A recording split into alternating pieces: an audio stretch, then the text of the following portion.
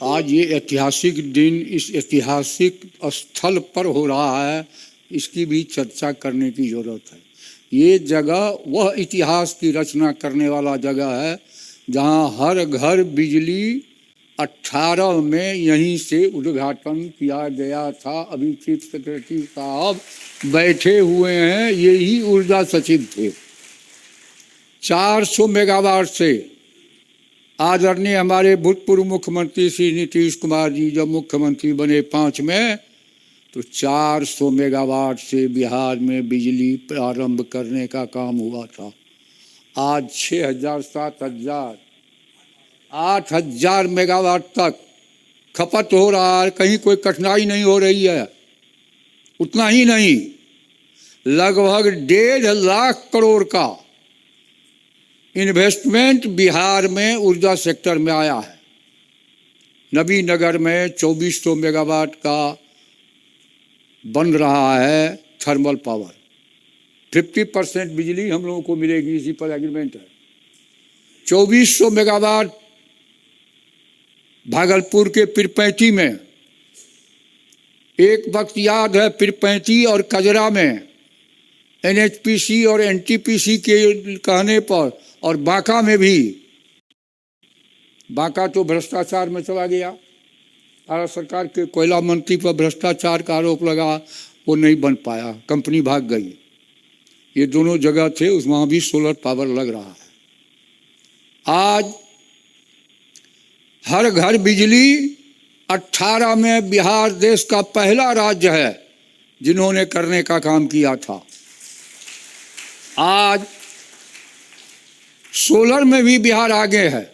आज से 3-4 साल पहले प्रॉफिट में कंपनी गई। हिंदुस्तान में 2-3 राज्य है जहाँ की पावर कंपनियाँ प्रॉफिट में गई है। तो कई एक इतिहास की रचना बिहार ने आज से कुछ दिन पहले अमेरिका का जो नासा है, उन्होंने फोटो छापा था कि डायमंड की तरह बिहार दिख रहा है पूरे देश में। पूरा हेडलाइन करके अखबार ने छापा था। कई एक मामले में कंपनी को अवार्ड मिला है। एटीएनसी लॉस में सबसे कम है। इसलिए ये ऐतिहासिक जगह है। कई एक इतिहास की रचना यहाँ से हुई है। और चूँकि भूतपूर्व मुख्यमंत्री श्री नीतीश कुमार जी एनर्जी सेक्टर से ग्रेजुएशन किए हुए थे, तो मैंने ठीक ही कहा था, ज्ञान, विज्ञान, ईमान, अरमान तब सम्मान। ये 5 महत्वपूर्ण तथ्य है समाज के निर्माण में, किसी इंसान की जिंदगी में।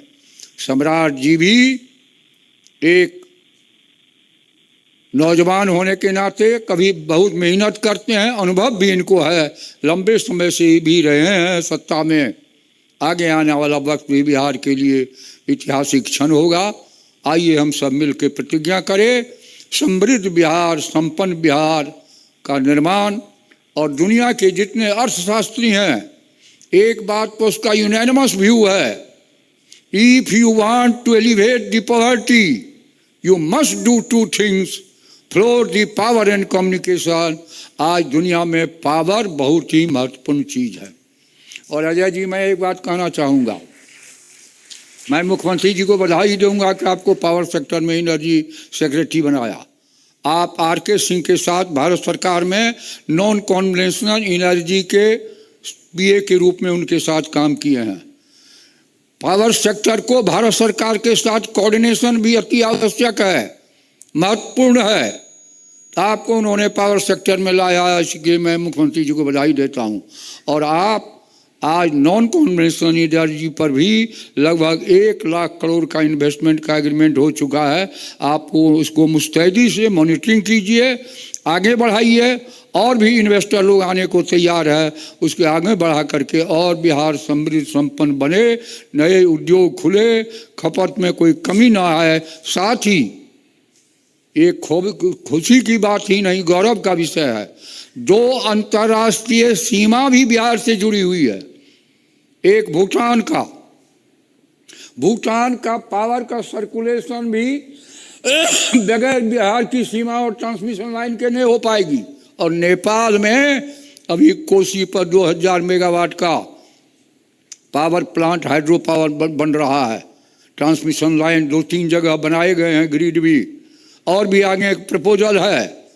इसीलिए ये जो सतलज विद्युत निगम चौसा में बना रहा था, मुजफ्फरपुर में हमने कहा जब तक आप बिहार में नहीं लगाओगे ट्रांसमिशन लाइन की परमिशन हम नहीं देंगे। तब उन्होंने 1000 मेगावाट लगाने का काम शुरुआत किया था। शिंदे साहब थे उस समय पावर मिनिस्टर। आइए, अंतर्राष्ट्रीय सीमाओं से घिरा हुआ और नेपाल को हमेशा गर्मी महीने में हमसे पावर की जरूरत होगी लेने की, और बरसात महीने में हमको देने की ज़रूरत होगी। इसीलिए ये बड़ा अच्छा क्षण आने वाला इतिहास बिहार के लिए रहेगा। इसलिए आइए, गरीबी ख़त्म करने के लिए पावर और कम्युनिकेशन में पावर सेक्टर के महत्ता को सलाम करते हुए, उनकी व्याख्या करते हुए हम सब प्रतिज्ञा लें कि पावर सेक्टर में बिहार समृद्ध बिहार बनेगा। बहुत बहुत धन्यवाद।